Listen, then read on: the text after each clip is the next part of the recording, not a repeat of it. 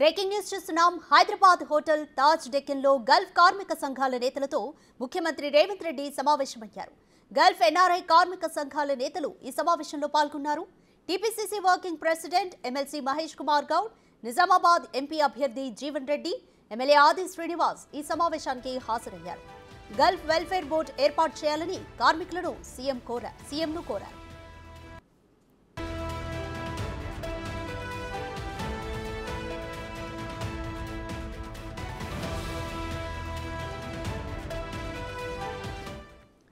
హైదరాబాద్లోని hotel Taj డెక్కన్లో Gulf కార్మిక సంఘాల నేతలతో ముఖ్యమంత్రి రేవంత్ రెడ్డి సమావేశమయ్యారు. గల్ఫ్ ఎన్ఆర్ఐ కార్మిక సంఘాల నేతలు ఈ సమావేశంలో పాల్గొన్నారు. టీపీసీసీ వర్కింగ్ ప్రెసిడెంట్ అలాగే ఎమ్మెల్సీ మహేష్ కుమార్ గౌడ్, నిజామాబాద్ ఎంపీ అభ్యర్థి జీవన్ రెడ్డి, ఎమ్మెల్యే ఆది శ్రీనివాస్ ఈ సమావేశానికి హాజరయ్యారు. ఈ సమావేశానికి సంబంధించి మోర్ డీటెయిల్స్ మా డిప్యూటీ బ్యూరో చీఫ్ సాదిక్ అందిస్తారు. సాదిక్.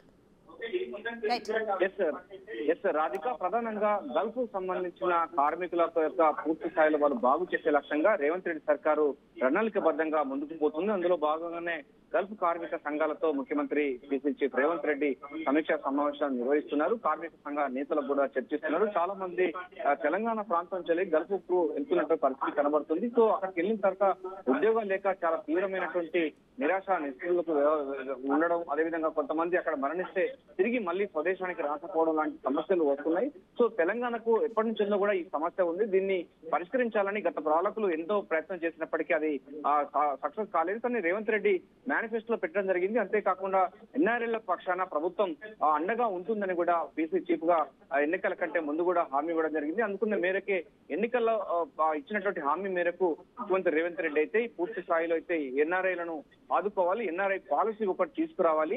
అదేవిధంగా ఇతర దేశాలకు వలస వెళ్లే కార్మికులకు స్కిల్డ్ కార్మికులను ఎగుమతి చేసే లక్ష్యంగా ఒక స్కిల్ డెవలప్మెంట్ సంబంధించిన ఇన్స్టిట్యూట్ పెట్టాలని కూడా ముఖ్యమంత్రి రేవంత్ రెడ్డి భావిస్తూ ఉన్నారు. ఇప్పటికీ ఈ అంశం పూర్తి స్థాయిలో చర్చలు కూడా జరిగింది. తెలంగాణ రాష్ట్రానికి ఒక స్కిల్డ్ సంబంధించిన ఇన్స్టిట్యూట్ని ఏర్పాటు చేయాలి. స్కిల్డ్ లేబర్ను ఇతర దేశాలకు పంపించడం ద్వారా వారికి మరిన్ని ఉద్యోగాలు కూడా ఇతర దేశాల్లో వాళ్ళకు వచ్చే అవకాశం ఉంది. తద్వారా వారిలో కొనుగోలు శక్తి పెరుగుతుంది, బార్గెనింగ్ కెపబిలిటీ పెరుగుతుంది. సో తెలంగాణ సంబంధించినటువంటి మానవ వనరులు మరింత ఉత్పన్నం అవుతాయని కూడా భావిస్తుంది కాంగ్రెస్ ప్రభుత్వం. ఈ నేపథ్యంలోనే ఆయన ఈరోజు గల్ఫ్ సంబంధించిన కార్మికులతో ఇంటరాక్ట్ అవుతున్నారు. అక్కడి కార్మిక సంబంధించినటువంటి అంశాలన్నిటికీ కూడా పొందుపరుస్తూ ఉన్నారు. గత ప్రభుత్వం కూడా ఇప్పటికూ ఎన్ఆర్ఐ పాలసీ తీసుకొస్తుందని అనేకమైనటువంటి అంశాలపైన కూడా ప్రజాధనాన్ని దుర్వినియోగపరిచారు. కేరళ ఇతర రాష్ట్రాలకు తిరిగి అధికారులు వచ్చారు, కానీ ఎన్ఆర్ఐ పాలసీ మాత్రం తీసుకురాలేదు. ఎన్ఆర్ఐలు కూడా ఇంకా అట్లనే కూనరిల్లుతున్న పరిస్థితి కనబడుతుంది. సో మన దగ్గర ఇప్పుడు లైవ్లో మాట్లాడడానికి ప్రొఫెసర్ రియాజ్ గారు ఉన్నారు. రియాజ్ గారిని అడిగి తెలుసుకుందాం. తెలంగాణలో చాలా మానవ వనరులు ఉన్నప్పటికీ ఇతర దేశాలకు వలస వెళ్ళినప్పుడు వాళ్ళ దుస్థితి చాలా ఘోరమైన పరిస్థితి ఉంది. వీటన్నిటిని గాడిలో పెట్టి వాళ్ళకి స్కిల్డ్ లేబర్గా ఎగుమతి చేయాలి. తద్వారా తెలంగాణ సంబంధించినటువంటి మానవ వనరులను ఉత్పత్తి చేసే లక్ష్యంగా కొనసాగుతున్న ఈ భేటీ గురించి మరిన్ని వివరాలు మనతో మాట్లాడతారు. రియాజ్ గారు, నిజంగా చెప్పండి, తెలంగాణ వనరులు అన్నీ కూడా ఒకప్పుడు సమాఖ్య రాష్ట్రంలో కానీ తెలంగాణ రాష్ట్రంలో కేసీఆర్ ప్రభుత్వంలో బొంబాయి, బొగ్గుబాయి, దుబాయ్ అని కేసీఆర్ అనేవాడు. ఆ తర్వాత దాన్ని పూర్తిగా విస్మరించి ఇప్పుడు మళ్ళీ ఒక పాలసీ పట్టుకొస్తా అని చెప్పారు, ఎన్ఆర్ఐ పాలసీ. కానీ ఎన్ఆర్ఐ పాలసీ ఇంకా పట్టుకురాలేదు. సో వాళ్ళందరూ కూడా ఇంకా గల్ఫ్లో చాలా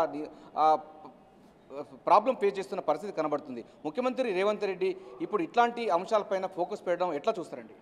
వాస్తవంగా గల్ఫ్ కార్మికులతోటి ఒక ముఖ్యమంత్రి స్థాయి బాధ్యతాయుతంగా మనం సమావేశం ఏర్పాటు చేయడాన్ని ఆహ్వానించాలి.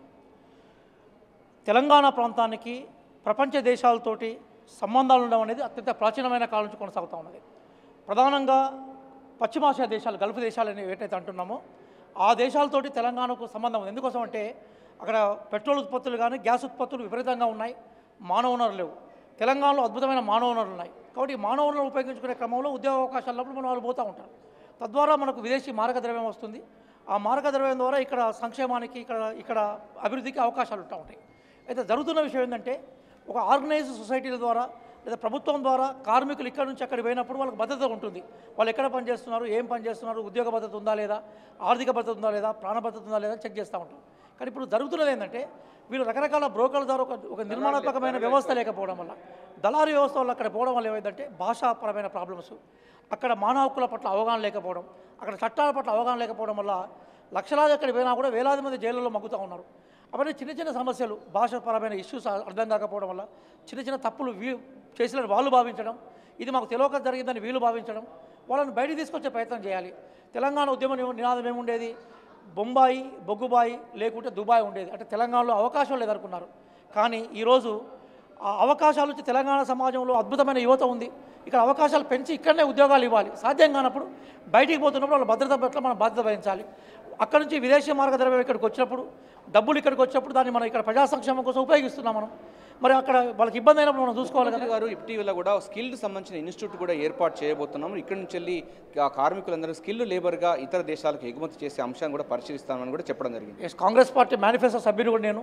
అందులో చాలా క్లియర్గా ప్రభుత్వం ఈరోజు స్కిల్స్ యూనివర్సిటీని ఏర్పాటు చేసే ప్రయత్నం చేస్తున్నది. స్కిల్స్తో పాటుగా విదేశీ చట్టాల పట్ల మనకు అవగాహన కల్పించాలి. విదేశాలకు పోయే వాళ్ళకి మనం ఆర్థిక భద్రత చేకూర్చే ప్రయత్నం చేయాలి. వాళ్ళు ఎక్కడెక్కడ పనిచేస్తున్నారు, వాళ్ళకి ఇన్కమ్ ఎట్లా వస్తుంది, వాళ్ళ కుటుంబ సభ్యులు ఎట్లా ఉంటున్న విషయం గుర్తుపెట్టుకోవాలి. మేనిఫెస్టోలో ఇంకో విషయం కూడా చెప్పాము మేము. గల్ఫ్ దేశాలకు ఎవరైతే పోయినలో ఆ పిల్లలకి ఇక్కడ ఒక పబ్లిక్ స్కూల్ పెట్టాలని మేము డిమాండ్ చేస్తూ ఉన్నాం.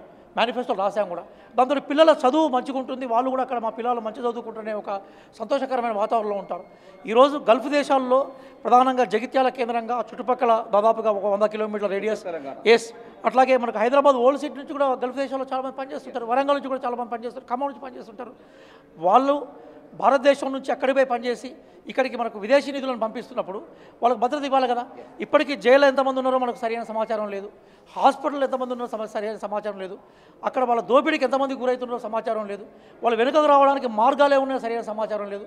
కాబట్టి గల్ఫ్ కార్మికులతోటి ఈరోజు గౌరవ ముఖ్యమంత్రి రేవంత్ రెడ్డి గారు సమావేశం పెట్టడం, అంతకుముందు మహేష్ గౌడ్ గారు కూడా అక్కడికి పోయి బేసికల్గా కొంత ఎంక్వైరీ చేయడం.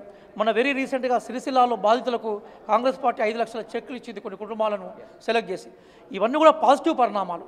రేపు కనుక మనం వీటిని గవర్నమెంట్ కంటిన్యూ చేస్తే మిగతా దేశాలకు కూడా ఇక్కడ స్కిల్ ఉన్నవాళ్ళు, చదువుకున్న వాళ్ళు పనిచేస్తారు. తద్వారా మనకు నిధులు వస్తాయి. అక్కడ ఉండే ఇన్నోవేటివ్ ఐడియాస్ ఇక్కడ కూడా మనం ఇన్కార్పొరేట్ చేసే అవకాశం ఉంటుంది. ఏదైనా కూడా ఈ సమావేశం ఏదైతుందో అది భవిష్యత్తులో తెలంగాణ యువతకి మార్గదర్శకంగా ఉంటుంది. గల్ఫ్ బాధితులకి ఊరటే కాదు, భవిష్యత్తు భద్రత కూడా ఇస్తుందని మనం భావించాలి. అది ముఖ్యమంత్రి రేవంత్ రెడ్డి అయితే గల్ఫ్ బాధితులకు, గల్ఫ్ సంబంధించిన కార్మికులకు అండగా ఉండేందుకు కాంగ్రెస్ ప్రభుత్వం పూర్తి స్థాయిలో భరోసా ఇచ్చే లక్ష్యంగా ఈ యొక్క సమీక్ష సమావేశం అయితే ఏర్పాటు చేస్తున్నారు. ఓటు. Thank you Sadiq.